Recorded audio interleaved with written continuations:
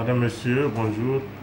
Heureux de vous retrouver dans les greniers des savoirs et dans cette prestigieuse bibliothèque de l'IRCH. Aujourd'hui, nous recevons professeur Monkaila Haruna. Bonjour, professeur. Bonjour, chers collègues. Oui, bonjour. Professeur, vous êtes enseignant-chercheur au département de géographie à l'école normale supérieure de l'université Abdou Moumouni de Niamey et vous êtes directeur de cette même école. Professeur, vous pouvez nous parler de votre parcours? Okay. Avant peut-être de répondre à votre question, je voudrais tout d'abord vous remercier pour l'honneur que vous me faites de m'inviter à cette émission. Pour ce qui concerne mon parcours, j'ai fait mes études. Je commencerai par les études universitaires. Je ne veux pas descendre jusqu'au niveau des études primaires et secondaires. Mais j'ai fait l'université Abdou Moumouni de Niamey, pratiquement 1988 au début des années 90 jusqu'à la maîtrise. Ensuite, j'ai continué ma formation au niveau de l'université Michel de Montaigne de Bordeaux 3 en France, où j'ai fait mémoire de 2A et puis une thèse de géographie. Et après la thèse, je suis revenu au Niger, où j'ai été recruté depuis 2001 au niveau de l'université Abdou Moumouni de Niamey, particulièrement au niveau de l'école normale supérieure, où j'enseigne la géographie, mais également j'occupe un certain nombre de postes de responsabilité. Vous venez d'évoquer tout à l'heure le poste de direction que j'assume depuis un an pratiquement, puisque j'ai été élu en juin 2021. J'ai pris fonction le 8 juillet 2021. Et auparavant, j'avais assumé des fonctions au niveau du secrétariat général de l'université pendant 6 ans, avant de revenir au niveau de l'ENS. Merci. Le sujet de votre thèse a porté sur les migrations, environnement et santé au Niger. Vous pouvez nous en parler un peu? Effectivement, mon travail de thèse a porté sur les migrations, en regardant un peu les liens avec les questions de l'environnement et de la santé. Dans le contexte des années 90, les questions de migration santé ont été des questions émergentes, avec notamment l'apparition de la pandémie du sida. Et l'idée, c'était de voir un peu comment les migrations impactent ces questions de santé, mais également les questions d'environnement, puisque nous avons remarqué que au niveau de la région de Tillabéri, que nous avons étudié, que nous avons des dynamiques migratoires qui à la fois s'inscrivent dans des problèmes environnementaux qui se posent, mais comment en retour ces migrations reconfigurent l'environnement, puisqu'on a eu, j'ai mis par exemple l'accent sur le fait que avec les paroxysmes climatiques des années 70 et 80, on a enregistré des départs de familles entières de régions comme la région du Zarmaganda, des gens qui sont partis s'établir au niveau de la région au niveau de la périphérie de la biosphère du W, qui se sont installés. Et le départ de ces personnes, cette inflation démographique a eu des conséquences au niveau de l'environnement, notamment la reconstitution de la végétation à un certain moment. Et puis aussi le fait aussi que le départ de certains, ça réduit un peu la pression sur l'environnement, dans la mesure où nous avons observé dans cette région que la coupe du bois est une activité qui est génératrice de revenus. Le fait de faire partie d'autres personnes qui vont ailleurs chercher des ressources complémentaires à celles du territoire local, ça permet de réduire un peu la pression sur l'environnement. Donc c'est de voir un peu toutes les dimensions de cette relation entre migration, environnement et santé. Et ça s'inscrit aussi dans le prolongement de travail que nous avons entamé déjà au niveau de la maîtrise, puisque notre maîtrise a porté sur la mobilité et le mode de vie dans le canton de Simiri. Et l'idée, c'était de voir un peu, dans un espace beaucoup plus large, comment se présentent ces dynamiques migratoires-là, quels sont les changements qui sont observés ces dernières années et comment s'établissent ces relations avec la dimension santé, mais également la dimension environnement. Merci beaucoup. Et vous êtes géographe et spécialiste des questions migratoires et vous avez coordonné plusieurs projets, et notamment ce projet de recherche sur la diaspora nigérienne installée dans les grandes villes d'Afrique de l'Ouest.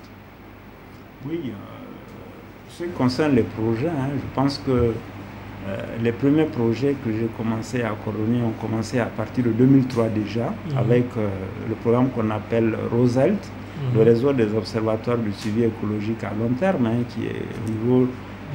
qui était un projet piloté par le ministère de l'Environnement, et nous avons participé au niveau du pôle démographie et migration dans le cadre de ce projet. Ensuite, nous avons eu le programme TRIPOD, programme de recherche sur les interactions population et développement, financé par le CICRED, le Centre international de recherche en démographie en France, où nous avons plusieurs équipes. Nous avons travaillé dans le cadre de ce programme pendant 3 ans. Et ensuite, il y a eu le programme TRIPOD aussi qui est arrivé, qui est un programme sur les migrations en lien avec les recompositions des territoires. Et nous avons eu un autre programme financé par le Fonds de solidarité prioritaire avec le ministère de la coopération française, où nous avons travaillé sur le Niger, espace d'immigration et de transit vers le Sahara et l'Afrique occidentale. Et dans le cadre de ce programme, nous avons travaillé sur la région de Tawa, qui est une grande région de départ au Niger. Nous avons travaillé aussi sur les nœuds de circulation, les villes qui constituent ces nœuds de circulation, notamment la ville de Niamey, la ville de Dirkou, la ville d'Agadez, où il y a eu, qui est depuis les années 90, un centre de transit important pour tous ces subsahariens qui passent par le Niger et qui remontent vers le nord, dont quelques-uns continuent vers l'Europe à travers la Méditerranée. Ensuite, il y a eu d'autres programmes depuis que nous avons mis en place une équipe qui s'appelle le GERMES, le groupe d'études de recherche, migration, espace et société. En 2016, dans le cadre de la restructuration des équipes de recherche au niveau de l'université, nous avons mis en œuvre d'autres programmes, notamment le programme sur les enjeux des migrations pour les exploitations agricoles qui a bénéficié du financement de la coopération suisse. Ensuite, nous avons actuellement 2 programmes qui sont en cours. Un qui s'appelle COMIS, Comprendre les migrations au Sahel, une clé pour l'action, où nous travaillons essentiellement sur l'accueil et l'insertion des migrants internationaux et des migrants internes dans les grands centres urbains du Niger, Niamey, Tawa, Agadez, Zender, Maradi, Koni. Nous avons notre programme qui porte sur les enfants de la rue et les talibés, qui est financé par l'UNICEF à travers le ministère de la promotion de la femme et de la protection de l'enfant, qui est un programme sur 11 mois, qui est encore en cours, qui n'est pas terminé. Et puis il y a eu d'autres petits programmes auxquels nous avons participé, comme un programme sur les migrantes en Afrique de l'Ouest en 2020 avec un collègue de l'IFAN de Dakar. Il y a eu un programme sur les migrations et l'intégration régionale avec nos collègues de l'IPAR, Institut l'IPAR de Dakar, qui est un think tank qui travaille sur les questions de prospective agricole et rurale. Et puis, je pense qu'il y a aussi d'autres programmes que nous avons eu d'ailleurs ensemble à mener avec l'IFRA d'Ibadan, où nous avons travaillé sur les retours contraints au niveau de Tintabaraden, les retours de Libye. À l'époque, en 2011, avec la chute du colonel Kadhafi, il y a eu des retours des Nigériens. Nous avons essayé de voir comment ces retours ont été gérés. Donc, nous avons beaucoup travaillé sur ces questions de migration, sur toutes les dimensions de la migration, aussi bien sur les migrations circulaires, notamment tous ces va-et-vient entre les milieux ruraux et le milieu urbain. Nous avons eu aussi quelques projets sur la diaspora. On a travaillé sur les dibiteries Hausa à Dakar, sur les Nigériens qui sont installés à Lomé, notamment tous ceux qui sont dans les quartiers le nouveau Zongo, qui sont à Bassaje, à Bé, qui sont à Flao Gakli, au niveau de la frontière entre le Ghana et le Togo. C'est tout ça que nous avons fait. Donc on voit quand même qu'on essaie un peu de couvrir l'ensemble des dimensions de la migration. Et depuis un certain temps, avec aussi l'émergence de la question de la protection, on s'intéresse aux aspects sur les déplacés internes, aux aspects sur l'asile. Voilà. Et donc, les questions d'actualité, enfin, de migration, pardon, sont des questions d'actualité. Et ces derniers mois, on a vu, en ce qui concerne la migration de départ, ou que moi, je peux lier migration et mendicité, parce qu'on a vu des femmes et des enfants qui sont installés dans des grandes villes ouest-africaines, comme Dakar, Accra, etc., des Nigériens, et qui a suscité des débats. Et comment est-ce que vous voyez ce type d'immigration?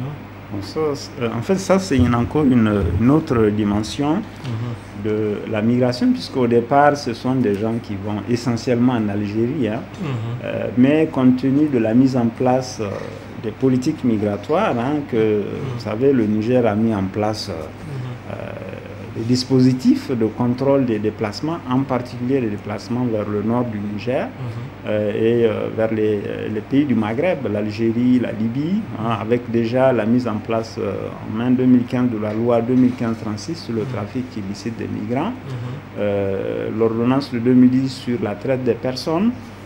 Donc il y a tout un tas de politiques après le sommet de la vallée de 2015, hein, qui ont été mises en place au Niger pour essayer de contrôler les flux, en particulier les flux qui vont vers les pays maghrébins. Dans ce cadre-là, vous savez qu'à partir au début des années, en 2013, hein, il y a eu quand même un incident tragique qui a défrayé la chronique, avec la mort dans le désert nigérien de 93 migrants, essentiellement des femmes et des enfants qui sont originaires de Kanché.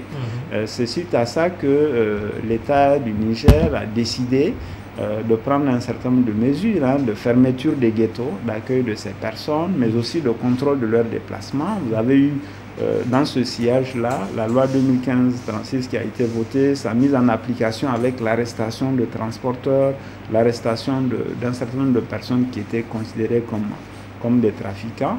Et donc le fait qu'il y ait des migrations vers l'Algérie, hein, qui sont des migrations traditionnelles pour les gens qui sont originaires de la région sud de Zander, mais aussi d'autres régions du Niger. Le blocage de cette migration a fait que de plus en plus il y a eu des réorientations de flux de personnes, notamment celles qui font la mendicité ça a été d'abord Dakar, avec, vous avez vu, quand il y a eu Dakar et le reportage qui a été fait, l'État du Niger a pris des dispositions pour les rapatrier. Ensuite, il y a eu le Ghana. Ils ont également été rapatriés, mais c'est peut-être possible qu'il y ait demain Cotonou, Lomé, puisque dans tous les cas, la situation au niveau des régions de départ ne s'est pas améliorée. Et puis, quels que soient les dispositifs qu'on prend, il y a toujours cette flexibilité, ce réajustement, cette adaptation qui est possible, dont les migrants, ils ont le secret, hein, quand ils ont toujours des capacités de contournement, des dispositifs de contrôle qui sont mis en place. Donc logiquement, on le voit d'ailleurs que même pour ceux qui concernent les déplacements vers l'Algérie, ça continue, malgré tous les dispositifs de contrôle qui existent. Oui, le Niger, comme ça a été dit dans plusieurs de vos publications, c'est un espace de transit, Mais depuis quelques années, on a l'impression qu'il y a une sorte ce que vous appelez dans un de vos articles la fabrique de la politique migratoire au Niger. Et donc,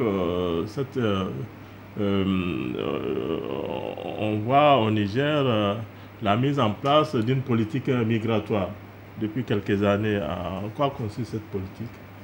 Bon, pour ce qui concerne la vocation migratoire du Niger, je pense qu'il faut un peu évoqué le profil même migratoire du Niger. Le profil migratoire du Niger est complexe. Le Niger est un pays d'abord de départ.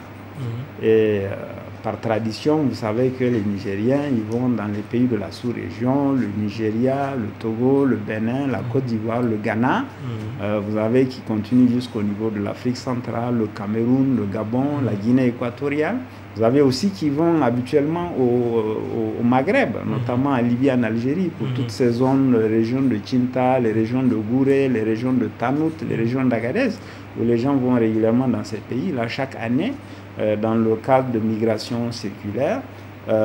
Donc, la première fonction, c'est la fonction déjà d'abord de pays de départ. Ensuite, vous avez cette fonction. Il y a aussi la fonction qui est certes modeste de pays d'immigration, puisque le Niger accueille aussi des étrangers sur son territoire, notamment des gens qui sont le plus souvent des pays limitrophes, mais vous avez aussi plus loin des Togolais, des Ghanéens que nous accueillons ici.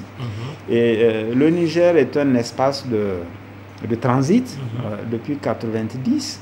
Vous savez que à partir des années 90, fin des années 80-90, lorsque l'Europe va commencer à contrôler les flux d'immigration en provenance du Maghreb, il y a des dispositifs qui vont se mettre en place pour contrôler ces flux.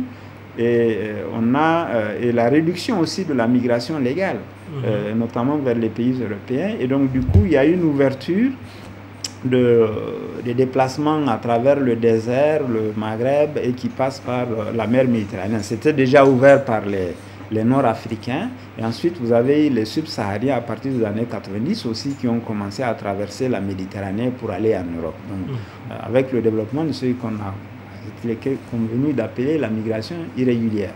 Et donc, dans ce contexte-là, on a eu un développement à partir des années 90, des passages par le Niger, de ressortissants du Cameroun, de ressortissants du Nigeria, de ressortissants du Togo, de ressortissants du Bénin, de ressortissants de Côte d'Ivoire, du Sénégal, de la Gambie, de la Guinée, de la Sierra Leone, du Libéria, du Mali, du Burkina, etc., qui transitent par le Niger et qui remontent vers l'Algérie et la Libye. Certains continuent jusqu'au niveau de l'Europe. Et par la suite, à partir des années 2000, lorsqu'il y a eu le phénomène des pirogues, 2005-2006, avec les passages par les îles Canaries, il y a eu quand même des dispositions qui ont été prises pour contrôler les voies à travers la Mauritanie et la voie à travers les îles Canaries. Et donc, du coup, les passages vers l'Afrique du Nord se sont massivement transportés vers l'axe central, l'axe du Sahara central qui passe par le Niger.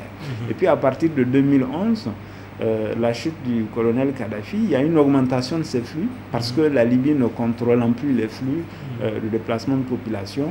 Vous avez beaucoup de migrants qui passent par le Niger pour aller en Libye et qui continuent sur les côtes italiennes. Il y a eu beaucoup il y a des données en tout cas qui montrent un peu que certains migrants qui sont arrivés par la Méditerranée en Europe ont dit qu'ils ont transité par le Niger. Il y a eu beaucoup de chiffres qui ont été avancés sur lesquels il faut être un peu prudent puisque c'est difficile à savoir de façon précise. Donc il y a ces trois fonctions, fonction de départ, fonction de transit, fonction d'accueil.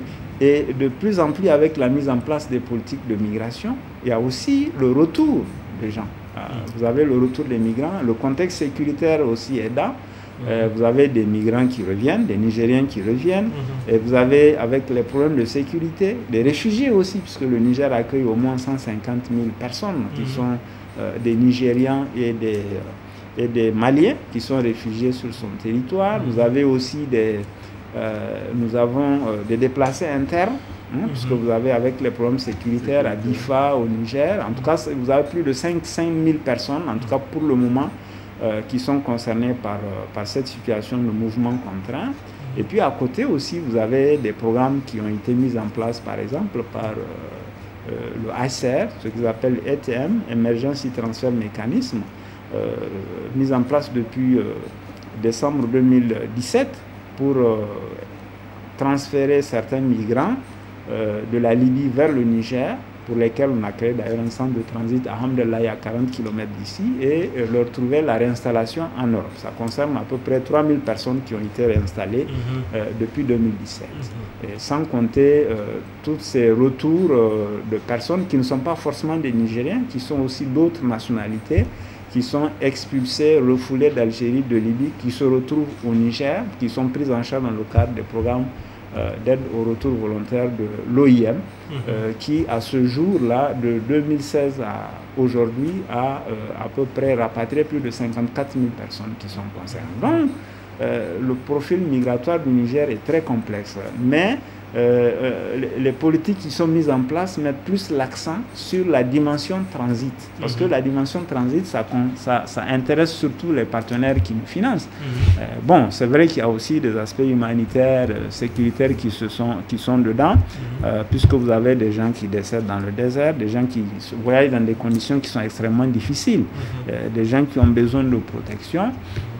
Et donc nous avons, depuis 2020, le Niger dispose d'une politique nationale de migration. Cette politique nationale de migration, elle met l'accent sur toutes les dimensions de la migration, notamment le premier axe qui porte sur l'exploitation des opportunités qui sont liées à la migration, donc tout ce qui concerne les aspects migration et développement, avec en arrière-plan l'objectif de pouvoir stabiliser les personnes. Donc, les questions de migration et développement, c'est à la fois faire intervenir la diaspora pour développer les régions de départ, mais aussi exploiter les opportunités de développement dans les régions de départ pour pouvoir stabiliser les gens, empêcher aux gens de partir. Ça, c'est le premier aspect. Deuxième aspect, vous avez le deuxième axe qui porte sur la protection, les droits des migrants.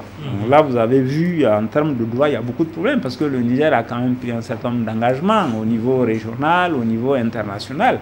Et avec les politiques qui sont mises en place, on voit de plus en plus que certains de ces engagements ne sont plus respectés. Par exemple, une chose simple, quand vous regardez aujourd'hui au niveau du nord du pays, les migrants qui sont d'origine nigériane, d'origine béninoise, togolaise, etc., qui arrivent à Agadez, qui souhaitent aller en Libye et en Algérie, ils n'ont pas cette possibilité de partir. Parce qu'il y a des politiques qui sont mises en place, alors qu'ils ont le droit de circuler à l'intérieur des frontières du Niger, puisque, à ce que je sache, le Niger est partie prenante du protocole sur la libre circulation des personnes dans l'espace EDEAO. Donc, ils ont le droit de circuler à l'intérieur des frontières du Niger. Et donc, on a quand même cette dimension des droits des migrants qui est prise en compte, la question des réfugiés, la question des déplacés internes aussi. Et puis, bon, l'autre axe qui porte sur les questions de gouvernance de la migration, puisque vous avez vu, dans ce cadre-là, il y a un secrétariat permanent qui existe au niveau du ministère de l'Intérieur, qui est chargé avec la direction des migrations du ministère de l'Intérieur de mettre en œuvre cette politique. Bon, il y a un certain nombre d'organes ou de dispositifs qui sont mis en place, des commissions qui sont en place pour pouvoir traduire de façon opérationnelle tout ce qui a été dit dans la politique, puisque il y a même un plan d'action qui a été élaboré récemment, d'ailleurs, rien que la semaine dernière. Je pense qu'il y a une réunion des partenaires pour essayer de trouver les moyens pour financer cette politique nationale de migration. Par expérience, les pays qui ont élaboré ce document, on a fait ça au Sénégal, on a fait ça au Mali, et bon, ça reste document, puisque la politique, c'est un document. Il faut la mettre en œuvre. Pour la mettre en œuvre, il faut des moyens. Et le plus souvent, pour mettre ça en œuvre, le Niger, il compte sur les partenaires. Il ne compte pas sur ses propres forces parce qu'il n'a pas les moyens souvent de mettre en œuvre ces politiques. Donc, on a recours à un certain nombre de partenaires qui sont intéressés par cette question. On voit d'ailleurs que les derniers documents en matière de coopération de l'Union européenne, il faut une place assez importante à la question de la migration qui vont contribuer à financer, et notamment les aspects qui les intéressent, qui sont la migration de transit. Merci beaucoup. Les questions migratoires sont des préoccupations pour les pays européens. Ça, on sait que ces pays interviennent dans questions migratoires, notamment au Sahel. En ce qui concerne le Niger, j'ai entendu ou j'ai lu quelque part que le Niger est devenu la nouvelle frontière de l'Europe. Parce que vous avez parlé aussi des centres de tri. C'est ici qu'on trie ceux qui doivent aller en Europe. Bon, pour peut-être un peu, quand on regarde après la Valette, la mise en place du fonds fiduciaire d'urgence, le Niger a été ciblé parmi les 5 pays prioritaires d'intervention de l'Union européenne dans le cadre de l'externalisation de ses frontières et de ses politiques migratoires. Et donc dans ce cadre-là, les dispositifs en matière de gestion de migration qui ont été mis en place, et d'ailleurs souvent quand vous avez lu, vous avez vu que par exemple qu'il y a eu le passage de 2 présidents français, le passage de la chancelière allemande ici, des ministres des Affaires étrangères, des présidents de la Commission de l'Union européenne, parce que le Niger occupe une place stratégique dans ses déplacements vers l'Afrique du Nord et l'Europe. Donc l'idée c'est de faire en sorte que ce pays-là adopte des politiques qui aident l'Union européenne dans le contrôle de ses frontières, dans le contrôle des migrations. On le voit d'ailleurs pour ce qui concerne les migrations économiques, mais aussi les migrations contraintes. On a parlé tout à l'heure du programme Emergency Transfer Mechanism qui est financé par l'Union européenne, qui finance le HCR pour faire ça. L'idée, c'est de pouvoir un peu faire en sorte qu'au lieu que les gens arrivent en Europe, souvent dans des conditions qui sont extrêmement difficiles pour demander l'asile, qu'ils puissent avoir cette possibilité de demander l'asile dans un pays tiers. Donc, c'est-à-dire reculer. Ils l'ont fait aussi avec la Turquie, à coût de milliards d'euros. Donc, l'idée, c'était d'amener ces pays tiers-là à gérer un certain nombre de questions sur la question de l'asile, au lieu que ce soit les pays européens qui gèrent ça directement. Donc, quelque part, l'idée, c'est que le tri ou la sélection se fasse dès ici, dans nos États. Et donc, ça montre aussi que c'est vraiment une frontière. Deuxième aspect, quand on regarde les autres dimensions des politiques, notamment, je parlais tout à l'heure de la loi 2015-36 sur le trafic illicite des migrants, le travail qui a été fait, et puis les autres projets, notamment les projets qui sont financés au niveau de l'Organisation internationale de la migration, au niveau du HCR, au niveau d'autres acteurs, des collectivités territoriales, au niveau les différentes coopérations qui ont été à un certain moment mobilisées dans le cadre de la gestion du fonds fiduciaire d'urgence avec l'AFD pour financer tout ce qui concerne le développement agricole, notamment le développement des filières agricoles, notamment aussi des projets comme Lux Développement, des projets comme la GIZ qui sont intervenus pour développer la formation professionnelle, etc. dans les régions qui sont des régions charnières où les gens passent pour aller dans le nord du pays. L'idée, c'est vraiment de pouvoir stabiliser les populations, de réduire les départs, notamment les départs... parce que vous savez que le Niger n'est pas un grand départ vers l'Union européenne. Justement, oui, voilà, le Niger n'est pas un pays aujourd'hui, en tout cas d'après les statistiques que nous avons, on a à peu près 5 à 6 000 personnes qui résident dans les pays de l'Union européenne, qui sont nés au Niger. Donc il n'y en a pas beaucoup, c'est pas comme le Mali, c'est pas comme le Maghreb.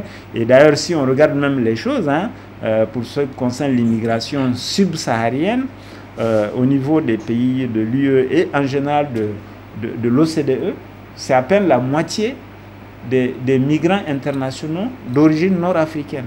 Parce que si sur les 100 millions de migrants qui résident au niveau de l'OCDE, vous avez 10 millions d'Africains, et parmi ces 10 millions d'Africains, la moitié sont des Nord-Africains. Vous avez l'autre moitié qui est ensemble des pays d'Afrique subsaharienne, où les importants, c'est le Nigeria, c'est l'Afrique du Sud, etc., etc. Mais le Niger n'est pas un grand pays de départ. Le seul problème du Niger, c'est que c'est un pays de transit, où les gens passent pour aller. Et donc, pour cela, on a une espèce de descente des frontières, contrôle de la migration vers l'espace nigérien, qui est devenu un espace de contrôle, effectivement, des flux en direction de l'Europe. Je pense qu'on peut dire ces choses comme ça, et on peut considérer que, plus ou moins à un certain moment, comme certains pays maghrébins ont joué le gendarme pour l'Union européenne, le Niger joue le gendarme dans le cadre de la gestion des flux vers l'Europe pour l'Union européenne, mais à coup d'aide budgétaire, à coup de formation des forces de défense et de sécurité, à coup d'équipement, parce qu'aujourd'hui, tous les projets qui sont mis en place de contrôle des frontières, de gestion des frontières, de gestion des routes, etc., même de la justice, vous avez plein de financements qui sont arrivés, qui ont permis de renforcer les capacités de personnel, qui ont permis d'équiper un certain nombre de structures, et l'objectif étant de pouvoir aider l'Europe à mieux contrôler ses frontières sud. Voilà. Mais ça, tout ça en termes de liberté de circulation, tout ça, parce que quand même, il y a aussi les questions liées à l'intégration régionale. Oui, c'est ce que je disais tout à l'heure. Ça pose un problème en matière de libre circulation des personnes. Aujourd'hui, quand vous voyez la mise en place de ces politiques, ça se fait au détriment des principes de la libre circulation des personnes au niveau de notre espace. C'est quoi la libre circulation des personnes? C'est la capacité d'entrer, c'est la capacité de circuler, c'est aussi la capacité de sortir, y compris de son propre pays. On voit par exemple que pour les ressortissants de l'espace CEDEAO, puisque le Niger est dans l'espace CEDEAO et la CEDEAO est un espace de libre circulation des personnes, aujourd'hui nous avons de nombreuses contraintes du fait de la mise en place de ces politiques-là qui entravent la liberté de circulation des ressortissants de la CEDEAO au Niger. Et donc du coup ça pose problème. Si vous prenez la loi 2015-36, la loi 2015-36 dit que interdit par exemple au niveau d'Agadez la sortie du territoire du Niger pour ceux qui ne sont pas vers la Libye et l'Algérie, pour ceux qui ne sont pas des résidents permanents ou qui n'ont pas la nationalité nigérienne. Ça veut dire quoi? Ça veut dire que les Nigériens, même s'ils ne remplissent pas les conditions d'aller en Algérie, en Libye, ils peuvent aller sans problème. Mais le Nigérien qui veut aller en Algérie et en Libye, il est bloqué, il ne peut pas aller au niveau de l'Algérie et de la Libye parce qu'il ne doit pas dépasser cette limite-là. Donc du coup, il y a une espèce de ligne rouge au niveau de la région d'Agadez où on ne laisse pas passer les ressourçants de l'espace CEDEAO. Alors que, à ma connaissance, le Niger, ça va jusqu'à Toumon.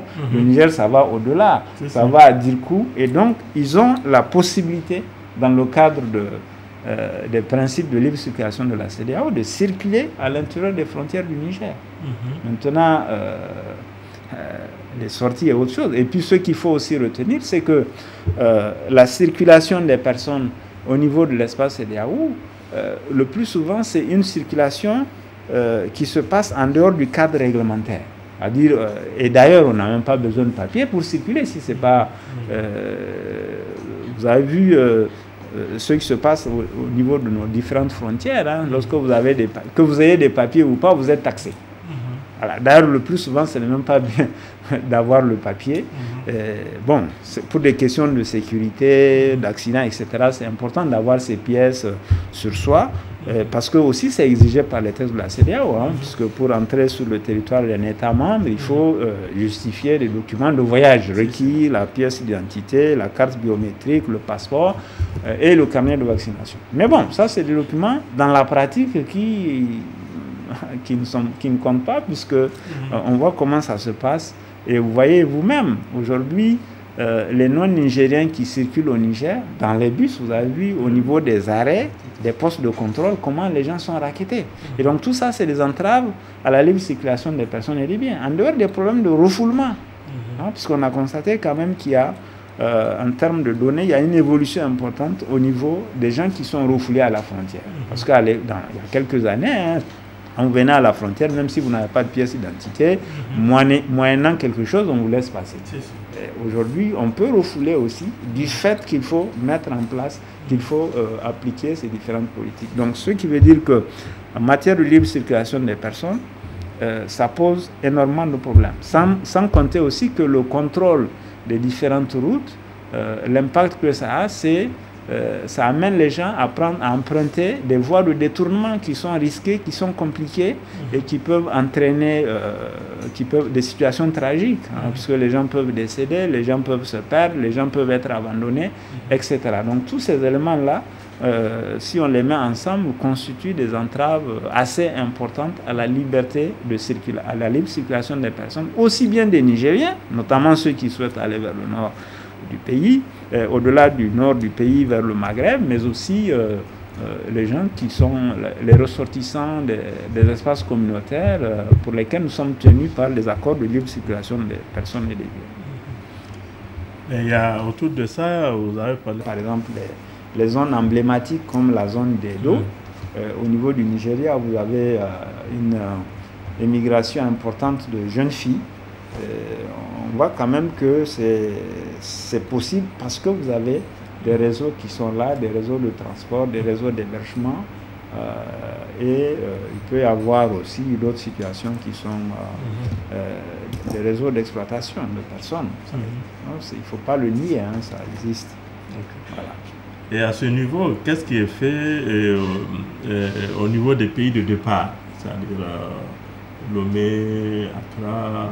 Au niveau des pays de départ, ce que je sais, c'est que quand vous prenez notamment les politiques migratoires de l'UE, aujourd'hui ces politiques sont descendues au Sahel, il n'est pas exclu qu'elles descendent au niveau des pays de départ aussi, pour essayer de mettre en place des dispositifs de stabilisation des gens. On voit d'ailleurs déjà dans le cadre des programmes d'aide au retour volontaire de l'OIM, on met en place des projets pour les migrants qui sont ramenés, qu'ils doivent mettre en œuvre dans leur région de départ, qui sont soutenus pour notamment monter des activités qui vont les retenir. En fait, l'idée, c'est de pouvoir les retenir pour qu'ils reviennent.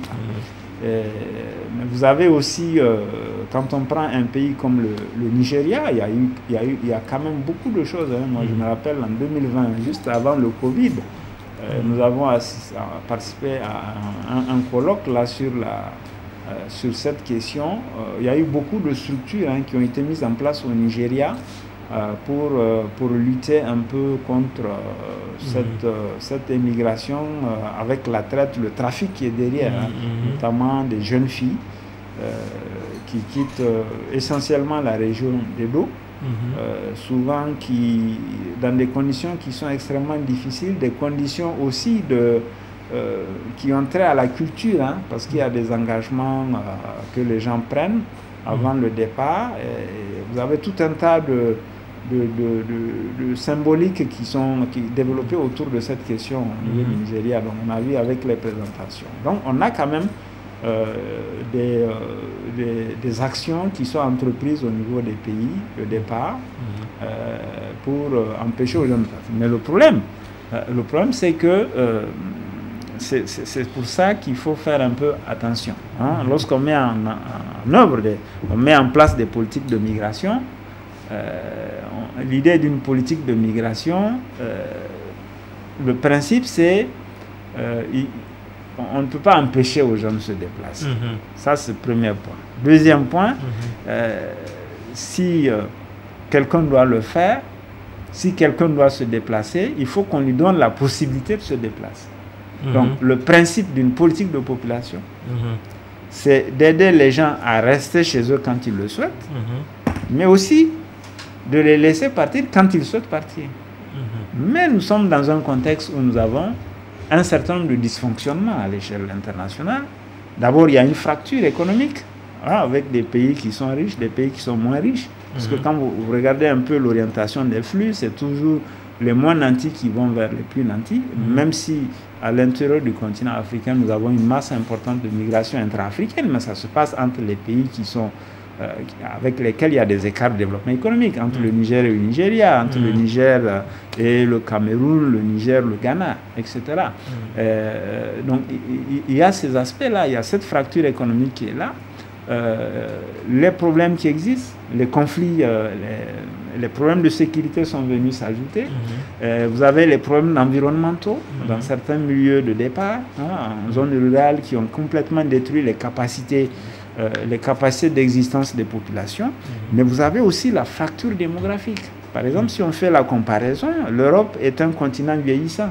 Hein, vous avez des pays dans lesquels le pourcentage de personnes de 65 ans et plus, ça va jusqu'à 30%. Le tiers de la population a 65 ans et plus. Donc, des pays qui ont besoin de main-d'œuvre.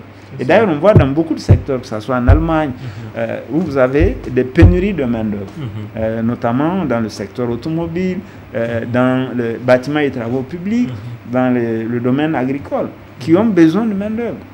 Et puis même dans certains secteurs de pointe comme l'informatique, pour lesquels on est obligé de faire appel à l'immigration. Parce que lorsque vous avez... on a beaucoup de ces pays-là qui sont en situation de ce qu'on appelle dépopulation. Vous avez un excédent des décès sur les naissances.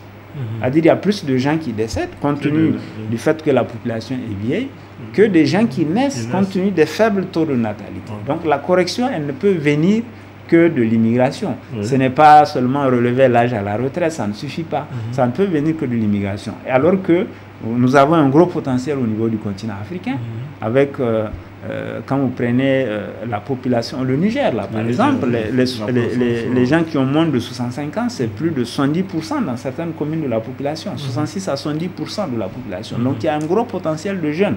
Et si ce potentiel-là est bien éduqué, naturellement, les gens auront besoin de partir dans ces pays-là, et ces pays aussi auront besoin maintenant, il faut que tout cela soit encadré, que cela mais lorsque vous réduisez les capacités de migration légale, naturellement, on aura un développement des migrations irrégulières. Et c'est ce qu'on observe aujourd'hui entre l'Afrique subsaharienne et l'Union européenne. Ouais. Et justement, à ce niveau d'encadrement, est-ce qu'il y a des réflexions de part et d'autre pour aller vers ce type de migration de qualité, hein, il y a beaucoup de réflexions, hein, il y a beaucoup même de projets qui sont mis en place, hein, à la fois des projets d'aide au retour, hein, on l'a vu depuis les années 90 par exemple avec le programme des Nations Unies pour le développement, où on aide des personnes qui veulent rentrer chez eux, ce qu'ils appellent les programmes de réinsertion.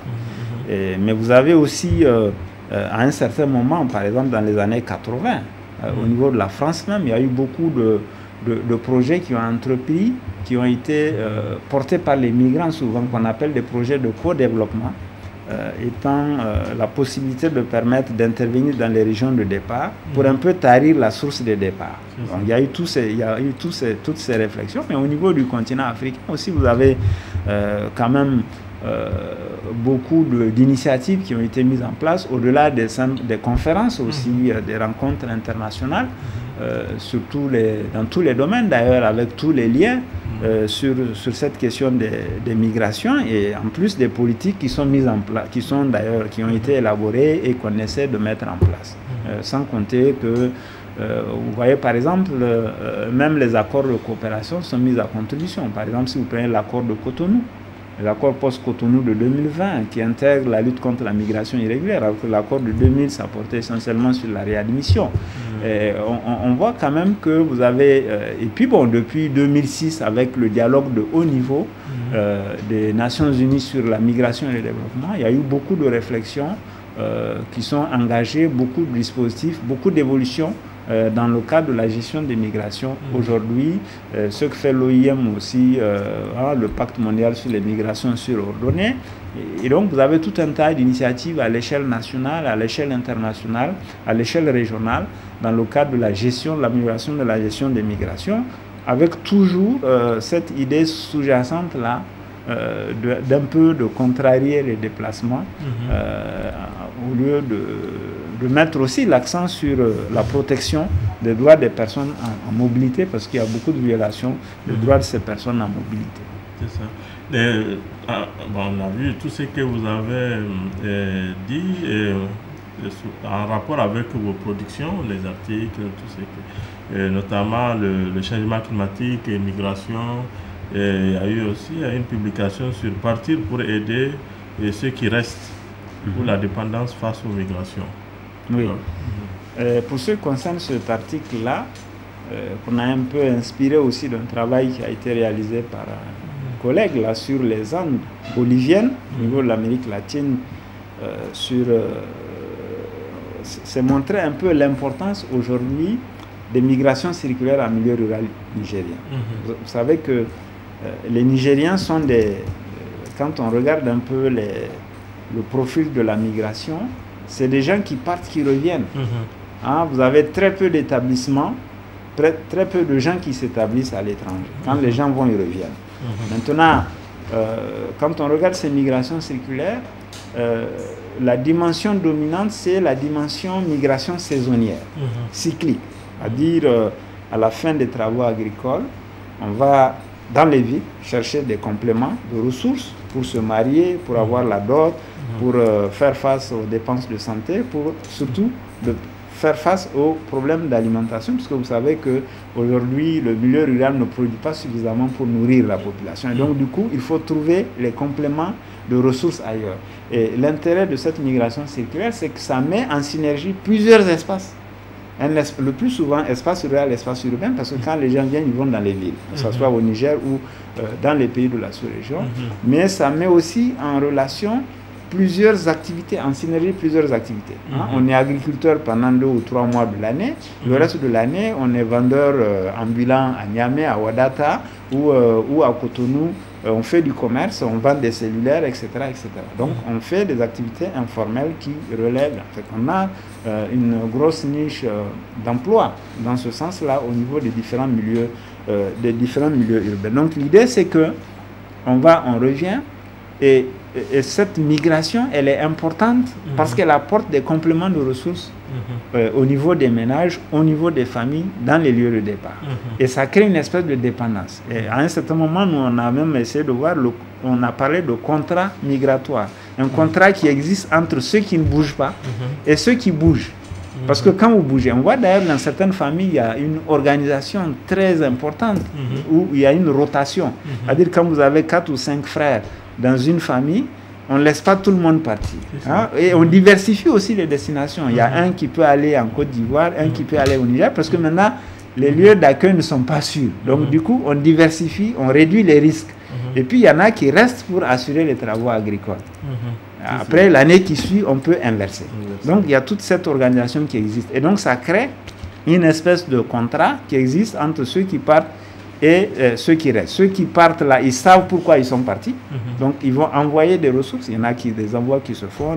Aujourd'hui, les envois sont facilités avec tout un tas de dispositifs de transfert d'argent qui existent et qui reviennent pour assurer la reproduction au niveau de la famille.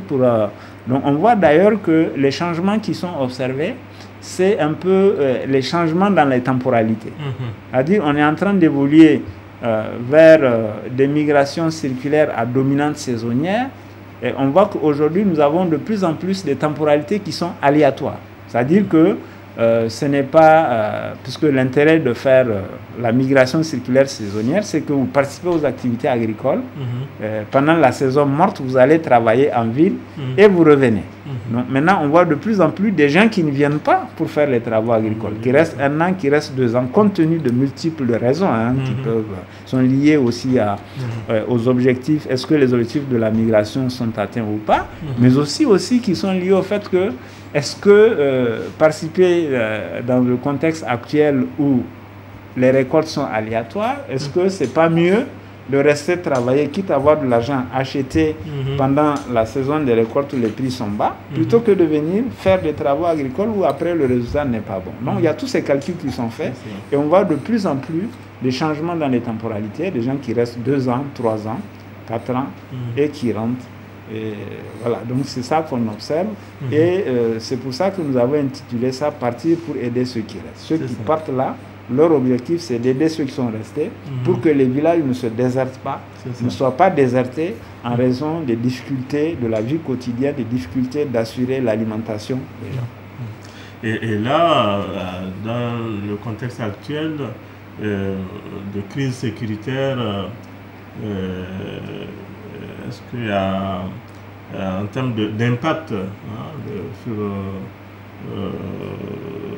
cette Oui. situation.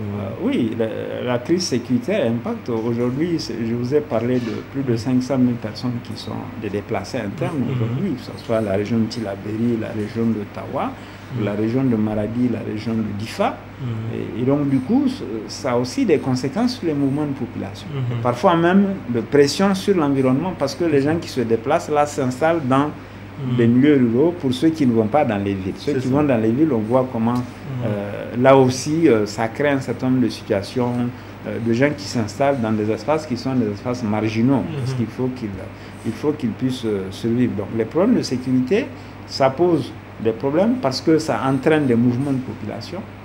En plus d'entraîner des mouvements de population, ça peut aussi avoir des mouvements. Quand je parle de mouvements de population, c'est aussi bien le déplacement interne, mais aussi l'accélération des migrations habituelles, traditionnelles qu'on a l'habitude de faire vers la sous-région. Les gens vont davantage partir dans la sous-région parce que au niveau local, il y a des difficultés. Sans compter que ça peut aussi contribuer à la déflation démographique. C'est-à-dire que vous avez des espaces qui vont être abandonnés où tout le monde va partir, les gens vont venir s'installer dans les villes en créant au niveau de la ville une croissance de la population. Et vous savez que en matière de services urbains, il y a beaucoup de déficiences pour les villes. Et donc, du coup, ça va poser aussi des problèmes, notamment au niveau des centres urbains.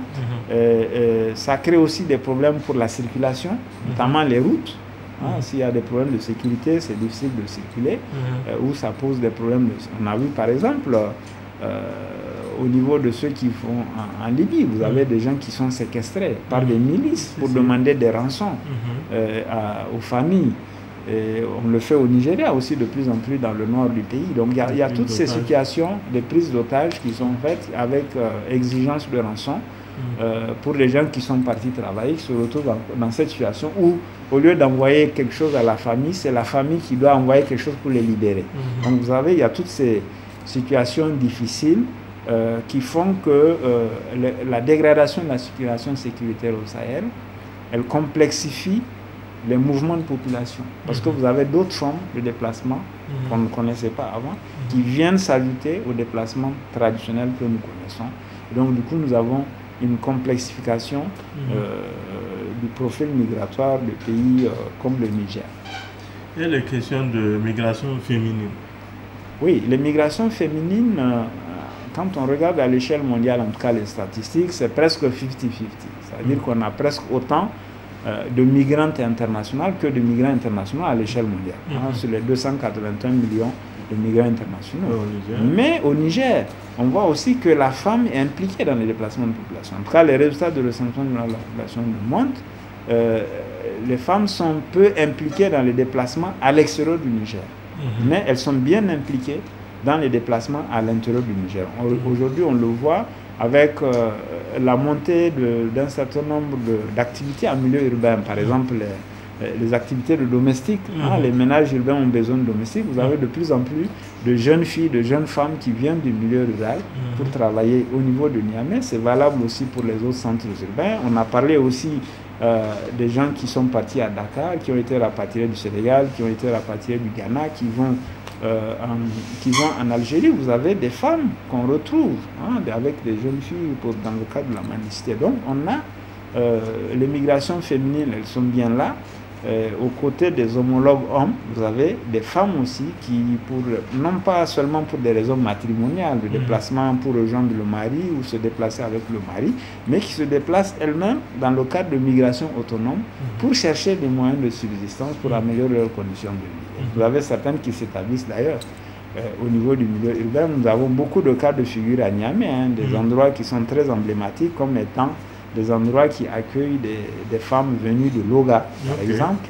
De Loga, où le phénomène est très développé au Niger. Et d'ailleurs, ça a commencé par un ou deux villages. Aujourd'hui, c'est étendu à tous les villages. Vous avez aussi le cas au niveau du canton de Tagazar, Imanan, tout ça là. Vous avez beaucoup de femmes qui viennent, qui sont impliquées dans la migration, sans compter aussi, vous avez la zone de Terra avec les problèmes de sécurité. Et tout ça... Bon, quand on évoque le cas de la Libye, par exemple, et puis aussi de ces jeunes qui, en tentant de traverser de la mer ou l'océan pour aller en Europe, c'est perdre leur vie. Et l'Union africaine, que fait l'Union africaine? Bon, l'Union africaine, vous savez, hein, quand on prend nos institutions régionales, souvent les changements sont plutôt suscités parce que vous avez des partenaires qui veulent faire un certain nombre de choses. Par exemple, bon, on sait aussi que avec toute cette dynamique à l'échelle internationale, de parler du dialogue de haut niveau de 2006 où la question de l'immigration est devenue une question importante de l'agenda, l'Union africaine aussi s'en est occupée. Et vous avez même un cadre de politique migratoire qui a été élaboré par l'Union africaine. Et vous savez aussi que la diaspora est considérée comme la 6e région au niveau de l'Afrique, parce que aux côtés des 5 communautés économiques régionales. Donc, elle accorde une place importante à la question de la migration, avec souvent la dimension migration et développement. Comment faire contribuer la diaspora au développement des pays d'origine. En général, c'est surtout ça, surtout sur ces aspects que en fait, son intervention est axée. Mais il y a quand même des documents que l'Union africaine a mis en place. Il y a des initiatives au niveau de l'Union africaine qui ont... Et dans la vision même de l'Union africaine, on retrouve ça. Et la question de la migration, elle est importante pour cette organisation, pour le niveau continental. Un document sur migration politique d'intégration régionale en Afrique de l'Ouest, cas du Niger. Alors, vous pouvez nous parler un peu de ce document? Oui, je peux un peu en parler, hein, puisque c'est un document qui a été financé par OSIWA, avec la Confédération nationale des travailleurs du Sénégal et le Forum social sénégalais, et qui sont passés par l'initiative prospective agricole rurale. L'idée, c'est de voir dans un certain nombre de pays d'Afrique de l'Ouest les différentes entraves à la libre circulation des personnes. Et ce que nous avons constaté en termes de résultats pour ce travail-là, parce qu'il y a beaucoup de difficultés en termes de gestion de la migration à l'échelle de l'Afrique de l'Ouest. Quand on parle de gestion de la migration, nous avons, en fait, il y a 2 dimensions. Vous avez la gestion des stocks, c'est-à-dire ceux qui sont établis, par exemple les questions de droit de résidence, les questions de droit d'établissement, les questions de travail, etc., d'accès au travail, d'accès aux fonciers, etc. Donc la question des stocks qui est importante. Et puis vous avez la question de la circulation, ceux qui circulent, ceux qui sont en mouvement. Et nous, on s'est intéressé aux 2 dimensions, la dimension circulation et la dimension stock. Pour ce qui concerne la circulation, on a vu que, bon, on le sait déjà, qu'il y a beaucoup d'entraves à cette libre circulation des personnes. Mais là où c'est important, c'est que ces entraves-là se posent essentiellement au niveau des frontières des États. Essentiellement au niveau des frontières des États. Mais on le voit aussi, ça se pose sur les routes à l'intérieur des États, y compris dans les pays de départ. C'est-à-dire que les entraves à la libre circulation des personnes et des biens à l'intérieur des États, ça se pose non seulement pour les non-nationaux, mais aussi pour les nationaux. Ça, c'est l'autre aspect. Et puis, vous avez plein d'abus au niveau de ces frontières, au niveau de ces routes, ces points de contrôle, pour lesquels souvent, le seul recours, c'est donner quelque chose. C'est-à-dire qu'on vous raquette. Le seul recours, c'est ça, parce que vous n'avez pas de dispositif juridique. Vous pouvez dire, moi j'ai mes pièces, on me réclame des ressources, je peux me plaindre. Il n'y a pas une structure où il faut se plaindre. Parce que là, vous êtes obligé de donner, sinon le véhicule va vous laisser. Le contexte du déplacement fait que les gens sont obligés de payer. Donc le seul recours, c'est payer le racket. Donc on a... c'est pour voir est-ce qu'il y a des dispositifs de recours qui existent en cas de violation des droits des migrants au niveau des frontières et de route. Le plus souvent, on voit aussi que ce sont les gens qui sont chargés d'assurer la sécurité de la circulation des personnes, notamment la police qui est impliquée dans ce racket-là, et puis dans les abus. Parfois, vous avez même des violences physiques à l'encontre de personnes qui refusent de donner quelque chose ou de céder quand même à un certain nombre d'injonctions. Donc ça, c'est des difficultés qu'il faut porter à la connaissance, qui sont importantes, à la fois des décideurs, mais aussi des structures de la société civile, qui peuvent mettre en place des dispositifs de monitoring pour voir comment ça se passe, s'il y a des abus qui se passent, de pouvoir les dénoncer pour que les auteurs soient traduits et qu'on puisse réduire un peu ces raquettes au niveau des frontières et sur les routes. La deuxième chose, c'est au niveau de la gestion des stocks. Au niveau de la gestion des stocks, on a vu que certains, ils ont même des difficultés d'accès au logement, des difficultés d'accès au logement, des difficultés d'accès au foncier. Quand vous êtes de nationalité étrangère, il y a des problèmes pour accéder au logement. On ne parle même pas des questions d'emploi, vous avez des discriminations souvent qui existent, malgré tout ce que les textes disent, parce que si vous prenez le protocole sur la libre circulation des personnes et des biens de l'espace idéal, vous avez des éléments sur le droit de résidence et des éléments sur le droit d'établissement. Normalement, il y a quand même un certain nombre de dispositions qui doivent protéger les gens. Malheureusement, tout cela, ce n'est pas du tout respecté, surtout en matière de droit d'établissement. Donc on a relevé tous ces dysfonctionnements qui existent, et puis on a mis aussi l'accent sur l'insuffisance, sur la faiblesse des moyens de recours pour les gens qui en sont victimes. Donc du coup, l'idée c'est de pouvoir amener les organisations de la société civile, les États, à pouvoir protéger les personnes qui sont en circulation, à pouvoir réduire la violation de leurs droits, puisqu'on sait déjà que les principaux auteurs, c'est la police. Donc on voit que il y a quand même des formations, des sensibilisations. Il y a même le problème de la méconnaissance des textes même de la CEDEAO au niveau de certains acteurs. Il y en a qui connaissent, mais qui mettent plus en avant les intérêts particuliers de la personne qui est chargée du contrôle.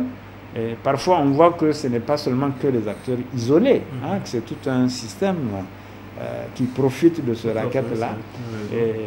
Et donc, il y a un gros travail à faire pour que ça soit effectif au niveau de notre espace communautaire. J'évoquais en début d'émission que j'ai commencé à m'intéresser aux questions de migration depuis la maîtrise. Ma maîtrise, je l'ai faite en 1993. Vous savez, dans les années 80, il y a eu paroxysme climatique au niveau du Niger, notamment en 1984. Il y a eu des problèmes de sécheresse. Et ces problèmes de sécheresse-là ont entraîné des déplacements importants de population. À l'époque, moi, j'étais dans mon village. On a vu comment, dans cette situation, les populations des régions département du nord département de Ouala, comment ces gens affluaient à pied, souvent, certains en camion, vers Niamey. Il y en a qui ont continué aujourd'hui, qu'on retrouve au niveau de la périphérie de la réserve de biosphère du W. On a dans la zone de Tamou qui sont installés avec des villages, etc. Donc, le fait d'avoir vu ces images-là, le fait aussi d'avoir eu la possibilité au moment où je faisais mon lycée, d'aller voir des parents qui sont établis au Ghana, c'est cette situation, dès que j'ai eu l'opportunité au niveau de mes études au niveau de l'université, de faire un travail de maîtrise, de faire le choix sur la question de la migration. Vraiment, d'essayer de comprendre ce phénomène, de voir comment, qu'est-ce qui est fait en termes de politique là-dessus, et qu'est-ce qui éventuellement on peut essayer de corriger pour réduire les souffrances des gens. Donc c'est vraiment la principale raison qui m'a amené, le fait d'avoir été observateur d'un certain nombre de situations difficiles de personnes qui sont en situation de mobilité, en lien avec la sécheresse, mais aussi en lien avec les migrations traditionnelles qu'on connaît vers les pays de l'Afrique de l'Ouest. Et ça m'a amené à pouvoir essayer de comprendre. Donc j'ai commencé à faire ça en maîtrise. En 2A, j'ai fait la même chose sur la question de la mobilité, mais à l'échelle de l'Afrique de l'Ouest, parce que l'idée c'était d'éplucher tout ce qui existe comme documentation sur la question au niveau de l'Afrique de l'Ouest pour essayer de comprendre.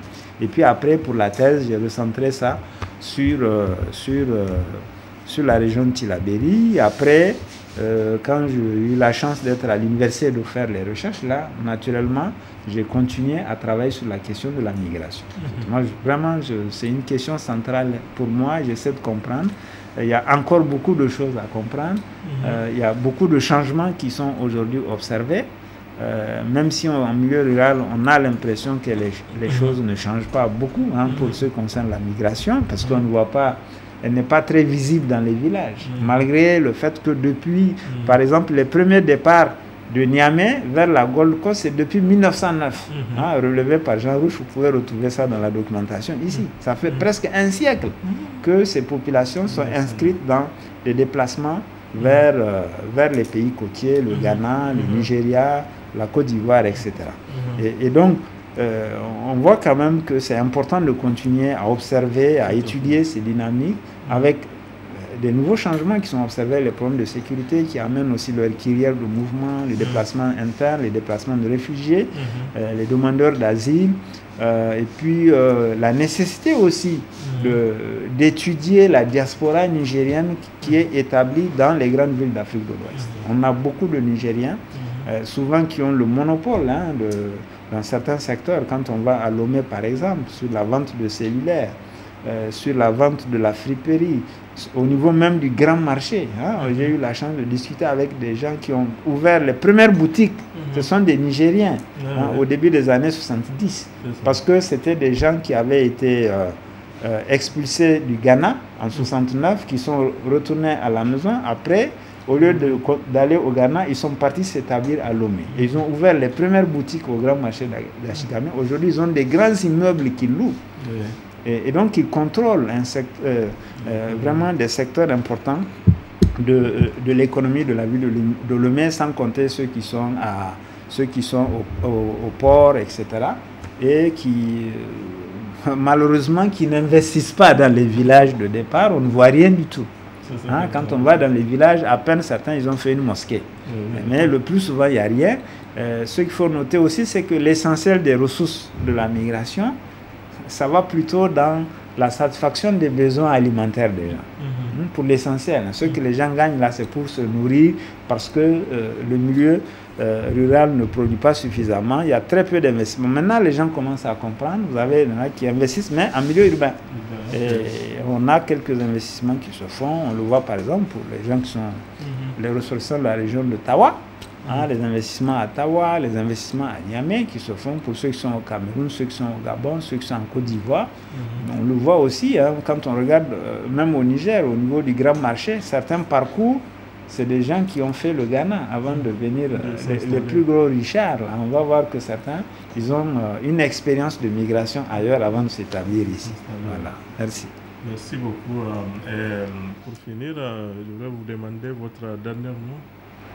Bon, le dernier mot, c'est, moi je pense que c'est à votre endroit de pouvoir vous encourager à continuer à faire ce que vous êtes en train de faire dans le cadre de cette émission qui consiste à rendre visibles les résultats de recherche que nous faisons. Parce qu'il faut le rappeler, au niveau de l'université, il y a très peu d'animation scientifique. Il y a très peu de colloques, il y a très peu d'ateliers qui sont organisés pour que le public, en dehors des chercheurs qui sont les premiers consommateurs des résultats de la recherche, que ces publics soient informés sur les résultats de recherche que nous faisons. Le plus souvent, les gens nous reprochent de ne pas faire de la recherche, mais c'est montrer qu'il y a de la recherche qui se fait au niveau des universités publiques et qu'il y a des résultats qui existent. Et que ces résultats, peut-être qu'on ne fait pas, on ne fait pas beaucoup de valorisation, notamment en termes d'animation de conférences pour que cela se sache, mais on l'a dans les publications, on l'a dans les ouvrages collectifs, on l'a dans les revues, mais c'est bien aussi d'aller vers le grand public. Et nous, l'idée au niveau du groupe d'études et de recherche migration, espace et société, c'est de pouvoir occuper cette interface science-société, c'est-à-dire faire en sorte que nos résultats de la recherche soient utiles pour la société, parce que ça, on traite des problèmes de société. Et on le voit par exemple pour la question, pour le programme, le projet COMIS. L'idée, c'est de pouvoir fournir des informations que d'autres acteurs vont utiliser pour faire un plaidoyer dans le cadre de la promotion des droits des migrants. Donc on pense qu'on fera œuvre utile en le faisant. Et ça nous permet déjà d'être en connexion avec des acteurs de la société civile, ça nous permet d'être en connexion avec les ministères ou les structures qui sont en charge de ces questions-là.